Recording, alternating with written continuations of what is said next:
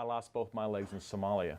So to a landmine, I knew nothing about landmines at all. And the long and the story is, this is my fiance right here, who's now my wife. Actually, we have 4 kids, but she didn't walk away when I lost my legs. Explain that again. She was my fiance at the time of the accident, and now we have 4 kids. One just commissioned in the Marines, graduated from VMI in May. Another one works in explosives and stuff. So anyway, God's been very gracious in our life. I'm a professor at JMU in political science, and had no idea really about landmines or the Civil War. But I've written a couple books on landmines globally. I do a lot of work with the U.S. government overseas on EOD clearance, Iraq, stuff like. I go overseas a lot for the U.S. government. But anyway, it's an honor. I met Nancy and Irv. I'm a trustee of the Shenandoah Valley Battlefields Foundation, and being a Colorado boy, knew nothing about the Civil War. So anyway, it's God's blessing to be in the Shenandoah Valley, and you guys are in for a real treat because there's a lot of activity going on here. And the article, there's a picture of the Widow Pence farm in here. This is the current issue. It's a December issue, actually. But yeah, so anyway, but thank you, Dave and Kay. We thought it started at 6. I misread the communication, which is not unusual. But anyway, thank you. I figured you had to go fly somewhere, and because they were asking if you were coming. I said I hadn't heard anything, but he goes hither and there like nothing. Yeah. And also, I look forward to reading Dave's book on Josh, and Irv loaned me a copy. This is how it all structured. Irv loaned me a copy about a year ago. Is Irv here? He's out in Boston. And I have an open office at JMU, and someone, I swear, picked it off my desk, because they always do, and never brought it back. And I wanted to give the copy back to Irv and could not find it, and I just felt so guilty. Apologized 1,000 times. I said, don't worry about it, because I knew y'all were coming out. Yeah. So Dave brought me a copy, and Dave a copy. So anyway, thank you all. We love the Shenandoah Valley. There's a lot to do here. Hello, Kat. I'm your mom. Oh, hi. Hi, Kay. And you say you are honored. I think, speaking for the group, we're honored to have met both. Okay. Nice to see you. Give you a hug. Thank you. God bless you. Thank you. Yeah, nice to meet He had a you. real close Nice to meet you relationship too. with Princess Diana and her, She worked with interest. landmines. Yeah, so the last working week, I was her escort the last working week of her life in Bosnia. I was with the State Department. So if you see video or photographs of her in Bosnia, I'm right next to her ruining the photograph. And then we ended up going to the funeral, and her sons came out with a documentary 2 years ago on HBO about their mom. It was the first and only documentary. They're in it, but I'm in it. They call me the legless American cowboy because I brought Princess Diana to Bosnia and did a lot of work with her. But she helped shine the media and political spotlight on the landmine issue. And as a survivor myself, and having a great wife beneath my wings in the U.S. government, and being an American, and the Lord upstairs. I always wanted to be a teacher. I was never on that career track, and so when I lost my legs, I just figured I'd have a second chance at life. I want to walk my eulogy. So Princess Diana helped us get the ball across the finish line on a lot of different activities. Now you have to tell us a Princess Diana story. I'll tell you one. So the first night in Bosnia, August 8th, 1997, she never spent the night in Sarajevo. Don't read any of her books. Don't read any books about her, about Bosnia. A lot of them are wrong. I had told Prince Harry 2 years ago, I was there twice at Kensington Palace, and I said, I never interviewed with any of those book authors. They had a private memorial service for her in August of 2017. And there's like 15 people I was invited, the only American in the palace. And I said, I just never interviewed. They got the stories wrong. And he said, we know you've never have. That's why you're here.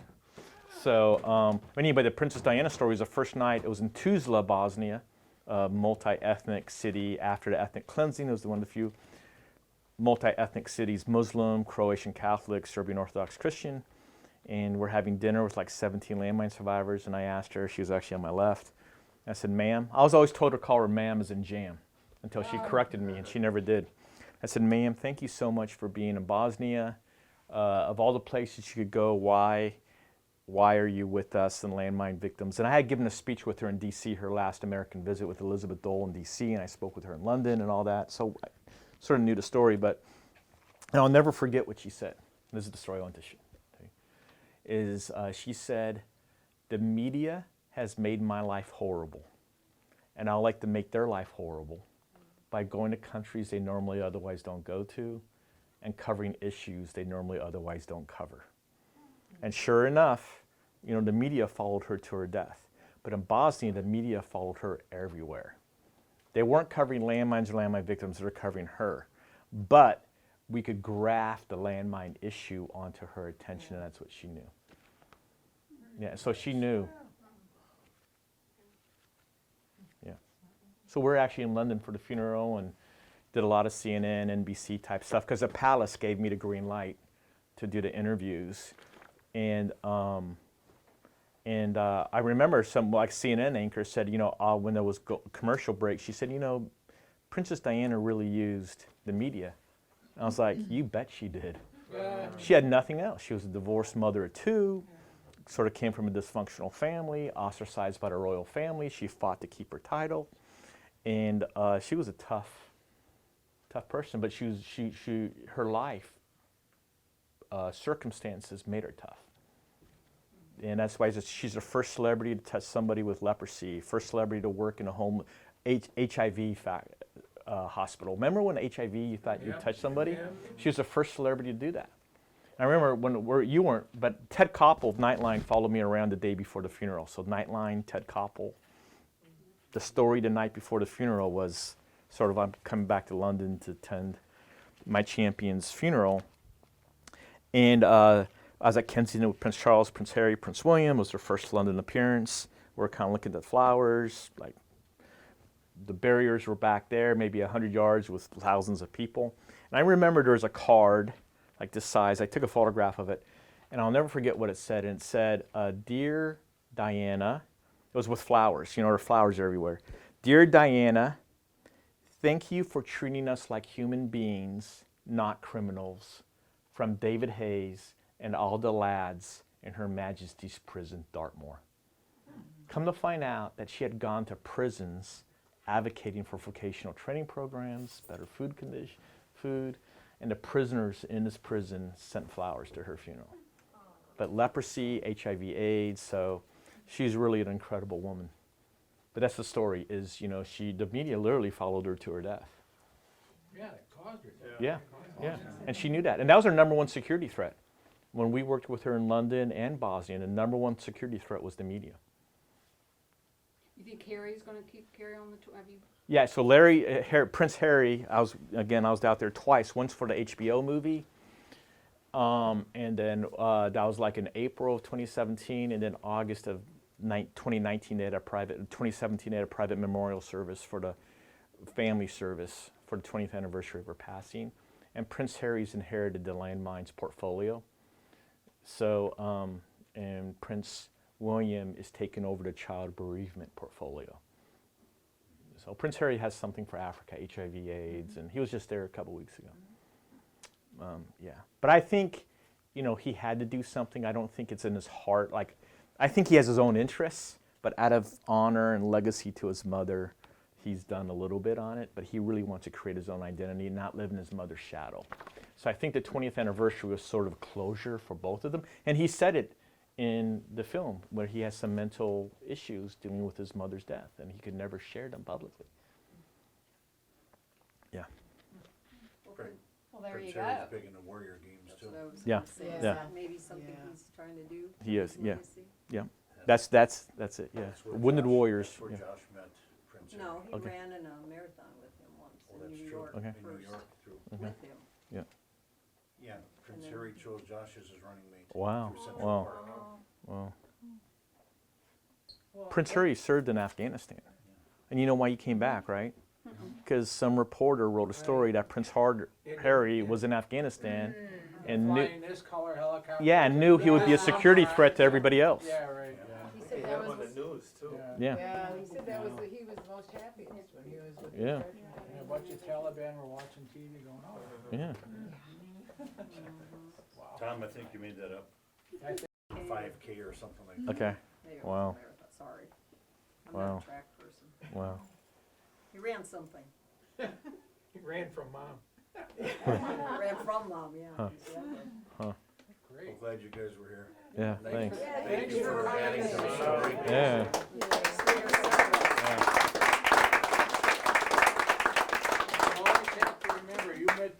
from Wisconsin. Well, she's from Iowa, right? That nearby. Wisconsin is okay. I'm from Dubuque, so Oh, you're right.